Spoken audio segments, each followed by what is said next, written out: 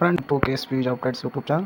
Friends, ಇದೀಗ ಒಳ ಮೀಸಲಾತಿ ಜಾರಿಯಾದ ನಂತರ ಮೊಟ್ಟ ಮೊದಲ ಬಾರಿಗೆ ಕರ್ನಾಟಕ ಸರ್ಕಾರದ ಕರ್ನಾಟಕ ಪರೀಕ್ಷಾ ಪ್ರಾಧಿಕಾರ ಅಂದರೆ KEA ಅವರೇ ಸ್ವತಃ ಅಧಿಸೂಚನೆಯನ್ನು ಹೊರಡಿಸಿರುವಂಥದ್ದು. ಇದು KEA ಅಲ್ಲೇ ಕಾಲಿರುವಂಥ ಹುದ್ದೆಗಳಿಗೆ ಅವರೇ ಸ್ವತಃ ಒಂದು ನೇಮಕಾತಿಯನ್ನು ಕರೆದಿರುವಂಥದ್ದು ನೋಡ್ತಾ ಇರ್ಬೋದು. ಅಂದರೆ FDA ಮತ್ತು STA ಟೋಟಲ್ 6 ಪೋಸ್ಟ್ಗೆ ಈ ಹುದ್ದೆಯನ್ನು ಕರೆದಿರುವಂಥದ್ದು. FDA 2 ಮತ್ತು STA 4 ಪೋಸ್ಟ್, ಟೋಟಲ್ 6 ಪೋಸ್ಟ್ಗಳು ಇರುವಂಥದ್ದು ನೋಡ್ತಾ ಇರ್ಬೋದು.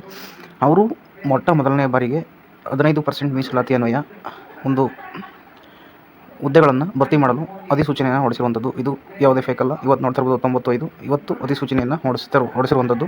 ವಿತ್ ಪ್ರೂಫ್ ನಾನು ತೋರಿಸ್ತಿದ್ದೀನಿ ನೋಡಿ ಫ್ರೆಂಡ್ಸ್. ಟೋಟಲ್ 6 ಪೋಸ್ಟ್ ಮಾತ್ರ, ಯಾಕಂದರೆ ಅದು ಟೋಟಲ್ 6 ಪೋಸ್ಟ್ಗೆ ಅವರು ಒಂದು ಅರ್ಜಿಯನ್ನು ಕರೆದಿರುವಂಥದ್ದು. ನಿಮಗೆ ಗೊತ್ತಿರುತ್ತೆ STAಗೆ PUC, ಅದೇ ರೀತಿ FDAಗೆ ಪದವಿ ಅಂದರೆ ಡಿಗ್ರಿ ಮಾಡಿರಬೇಕಾಗುತ್ತೆ. ಅದನ್ನೆಲ್ಲ ಇಲ್ಲಿ ಕೊಟ್ಟಿದ್ದಾರೆ.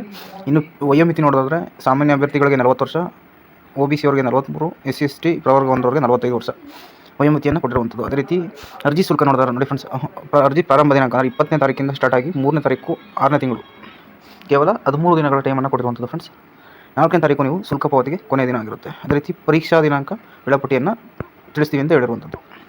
ಇನ್ನು ಅದೇ ರೀತಿ ಅರ್ಜಿ ಶುಲ್ಕ ನೋಡಿದ್ರೆ OBC ಅವರಿಗೆ 750, ಜನರಲ್ ಅವ್ರಿಗೂ 750, SC/ST ಪ್ರವರ್ಗ 1ರವರಿಗೆ ಮತ್ತು ಮಾಜಿ ಸೈನಿಕ ಅಭ್ಯರ್ಥಿಗಳಿಗೆ 500 ರೂಪಾಯಿ. ಅದೇ ರೀತಿ ವಿಶೇಷ ಚೇತನ ಅಂದರೆ ಹ್ಯಾಂಡಿಕ್ಯಾಪ್ಸ್ಗೆ 250 ರುಪೀಸ್ ಇರುತ್ತೆ ಟೋಟಲ್. ಇನ್ನು ಪರೀಕ್ಷಾ ವಿಧಾನ ಗೊತ್ತಿರುತ್ತೆ ನಿಮಗೆ. ಮಾಮೂಲಿ ಗ್ರೂಪ್ C ಪಠ್ಯಕ್ರಮ, ಸಾಮಾನ್ಯ Kannada, English, computer, general, GK paper. ಇದು ಆನ್ಲೈನ್ ಎಕ್ಸಾಮ್ ಇರಲ್ಲ, ಓನ್ಲಿ ಆಫ್ಲೈನ್ ಸ್ಪರ್ಧಾತ್ಮಕ ಪರೀಕ್ಷೆಗಳನ್ನು ಬೆಂಗಳೂರು, ಧಾರವಾಡ ಮತ್ತು ಕಲಬುರಗಿ ಕೇಂದ್ರಗಳಲ್ಲಿ ನಡೆಸಲಾಗುತ್ತೆ ಅಂತ ಒಂದು ಆಲ್ರೆಡಿ ಪರೀಕ್ಷಾ ಕೇಂದ್ರಗಳ ಬಗ್ಗೆಯೂ ಕೂಡ ಮಾಹಿತಿಯನ್ನು ಕೊಟ್ಟಿರುವಂಥದ್ದು.